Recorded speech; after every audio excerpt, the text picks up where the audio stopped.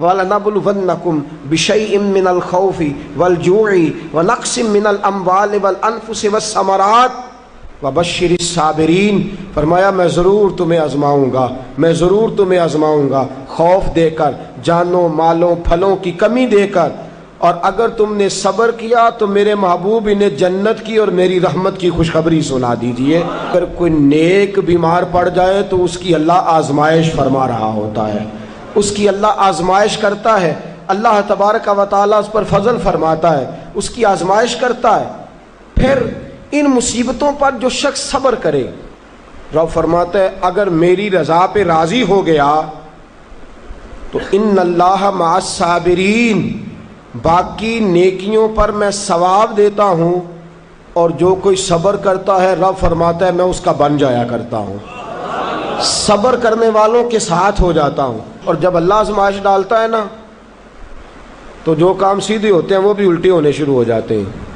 جب خدا کی طرف سے وَلَنَبْلُوَنَّكُمْ بِشَيْءٍ مِّنَ الْخَوْفِ وَالْجُوعِ وَنَقْصٍ مِّنَ الْأَمْوَالِ وَالْأَنفُسِ وَالثَّمَرَاتِ، جب اللہ کی طرف سے آزمائش آتی ہے، جب انسان پر اللہ کی طرف سے کوئی چیز نازل ہوتی ہے، آپ سونے کو ہاتھ رکھتے ہیں تو مٹی ہو جاتی ہے، آپ کسی طرف بھی، بہت سے دوست آ کے کہتے ہیں جی قدم آگے اٹھاتا ہوں جاتا پیچھے ہے کیا کروں، تو میں اکثر عرض کرتا ہوں کہ تھوڑے دن قدم اٹھانا ہی چھوڑ دیں، کیا کریں، بیٹھ کے اللہ اللہ کریں، صبر کریں، دعا کریں۔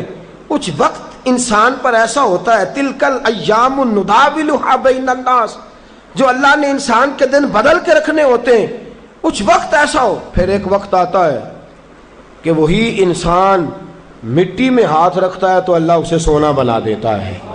رب آزمائش کرتا ہے، رب آزماتا ہے۔ جو لوگ مصیبتوں پر صبر کرتے ہیں، جو لوگ مصیبتوں پر صبر کرتے ہیں، سید عالم نور مجسم شفیع معظم صلی اللہ تعالی علیہ وسلم نے فرمایا، رب فرماتا ہے ایک بندہ اللہ کی بارگاہ میں کھڑا ہوا، قیامت کا دن ہے، فرشتے نامہ اعمال کھولنے لگے۔ اللہ نے فرمایا فرشتوں تمہیں پتہ ہے میں نے اسے دنیا میں بڑے دکھ دیے تھے، اس پر بڑی آزمائشیں آئی تھیں، اس نے زندگی بڑی تکلیف میں گزاری تھی، تمہیں خبر ہے؟ یا اللہ ہم جانتے ہیں، بڑا صابر ہے، بڑا صابر ہے، اس نے صبر کے ساتھ وقت گزارا، صبر کے ساتھ اپنے اوقات کو طے کیا۔ رب فرماتا ہے جو اتنا صبر کرے میں اس کا نامہ اعمال ٹٹولوں، اس کا نامہ اعمال کھولتے ہوئے مجھے شرم آ رہی ہے، سارا کچھ لپیٹ دو اور بغیر حساب کتاب اسے جنت میں داخل کر دو۔ یہ صبر کرنے والا ہے، یہ صبر کرنے والا ہے۔ بڑی خوبصورت حدیث، بڑی، بخاری شریف میں موجود ہے۔ بخاری شریف کی یہ حدیث ایسی ہے جسے میں جب بھی پڑھتا ہوں میں چوم لیتا ہوں۔ حدیث کیا ہے؟ رسول کریم صلی اللہ تعالی علیہ وسلم نے فرمایا، رب فرماتا ہے ایک بندہ ہے، اس کو میں نے آنکھیں نہیں دی، اس کو میں نے آنکھیں نہیں دی، اندھا ہے، پیدائشی اندھا ہے یا بعد میں کسی وجہ سے ہو گیا، اس کے پاس آنکھیں نہیں، لیکن اس نے زندگی بھر صبر کیا، اس نے زندگی بھر صبر کیا۔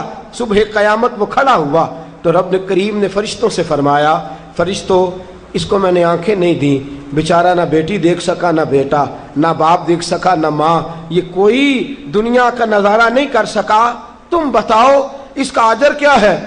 فرشتے کہتے ہیں مولا جنت کا اعلیٰ درجہ دے دے، اللہ اسے بے حساب بخش دے۔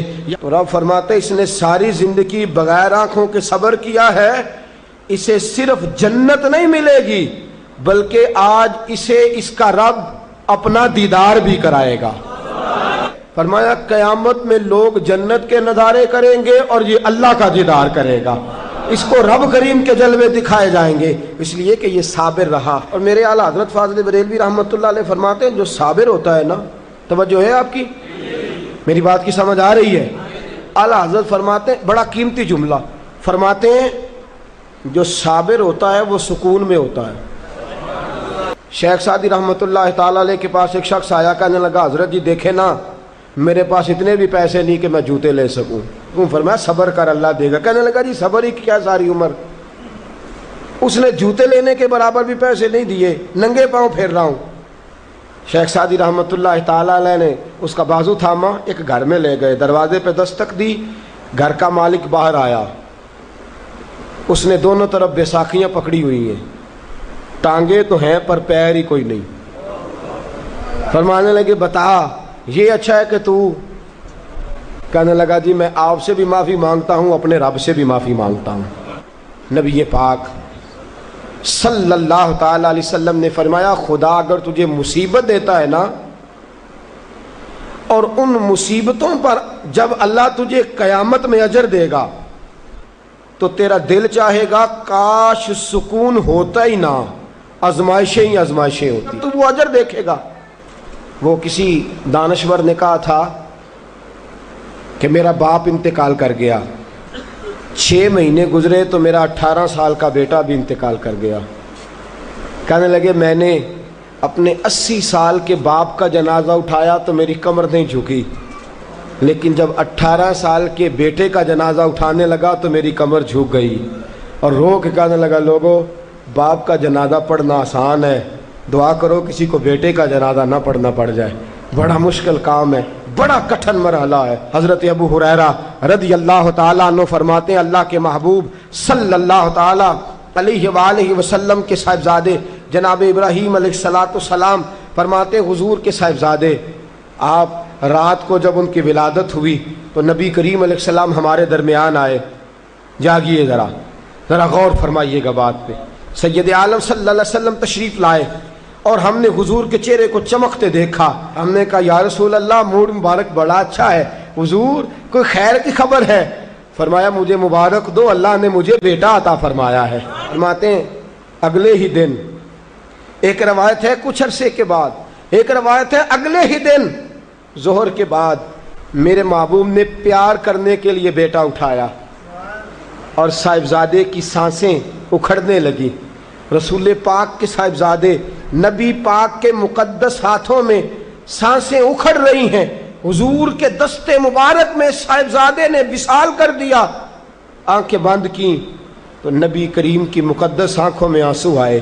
رات خوشی تھی، رات حضور مبارکیں وصول کر رہے تھے، رات مسکرا رہے تھے، ایک ہی تو رات گزری ہے، 24 ہی تو گھنٹے ہوئے ہیں، آنکھوں میں آنسو بھر آئے ہیں۔ حضرت عبداللہ ابن عمر رضی اللہ تعالیٰ عنہ عرض کرتے ہیں یا رسول اللہ آپ رو رہے ہیں؟ حضور صاحبزادے کا انتقال ہوا تو رو رہے ہیں؟ نبی رحمت صلی اللہ تعالیٰ علیہ وسلم نے فرمایا عبداللہ دل میرا غمزدہ ہے، آنکھوں میں آنسو ہیں، پر میں اپنی زبان سے وہی جملے کہوں گا جس سے میرا اللہ راضی ہوگا، میں کوئی بے صبری والی بات نہیں کروں گا۔ اور یاد رکھیے مصیبتیں اللہ کے پیاروں پر آتی ہیں۔ 500 سال فرعون نے دعویٰ خدائی کیا ہے معاذ اللہ، 300 سال فرعون کا حال یہ تھا کہ ننگے پاؤں کانٹوں پہ چلتا تھا اور اس کے پیر میں کانٹا بھی نہیں چبھتا۔